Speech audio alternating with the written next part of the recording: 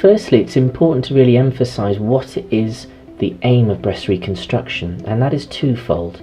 Firstly, to recreate and replace volume, and then to achieve symmetry to the other breast, and both of those are equally important. One can do this either by using an implant in an implant-based reconstruction, or using your own tissue, which is called an autologous reconstruction.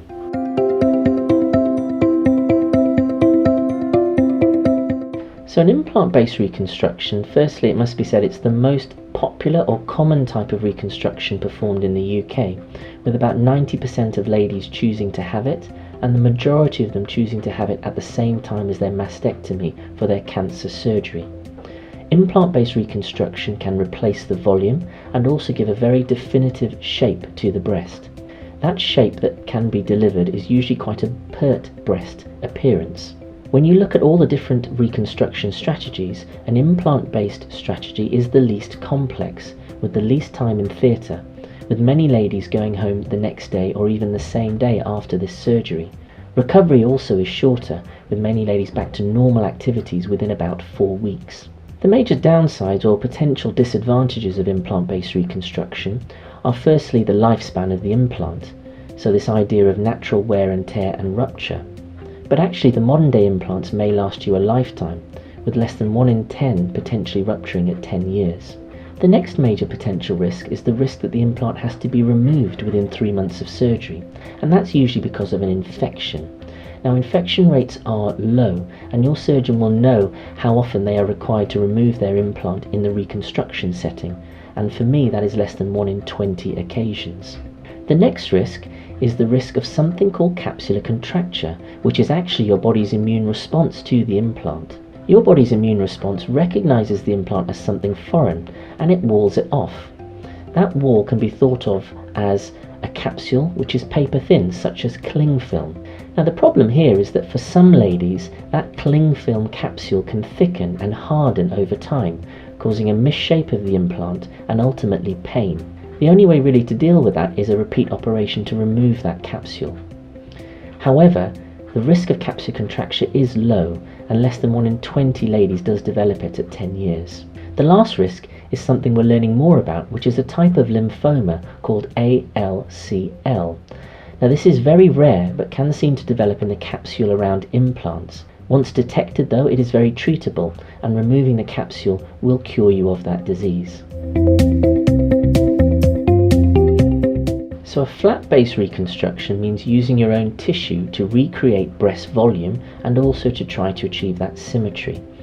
Using your own tissue can recreate volume, and that can be done at the same time as your cancer surgery or at a later date.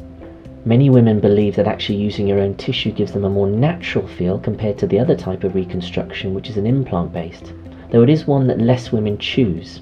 And this may be because it's more complex surgery and can often take a longer time in theatre and a longer recovery time, with some ladies needing to spend up to a week in hospital afterwards, particularly if you use the fat from your tummy for the reconstruction.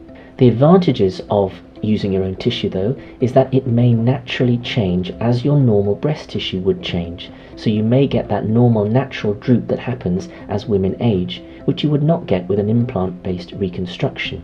The other advantage is that in the long term it is a stable reconstruction, whereas with the use of implants you may get complications as time goes by.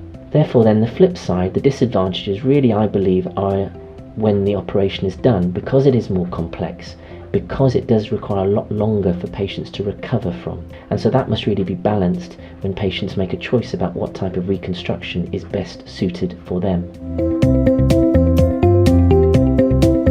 So this comes back to the importance and role of breast reconstruction, which is not only to replace volume but also to achieve symmetry. So when one does a mastectomy and reconstruction, we look to achieve a particular shape as well as volume. For many women who have a natural droop to their breast, this may create a difference from that side to the reconstructed breast.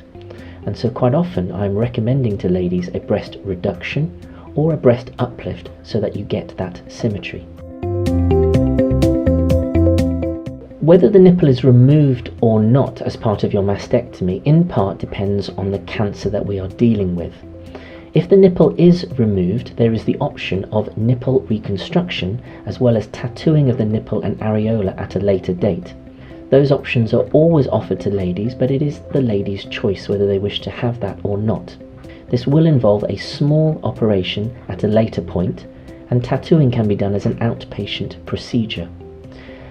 In my experience, the nipple reconstruction and tattooing adds a lot to the final cosmetic appearance of the breast and also to patient satisfaction.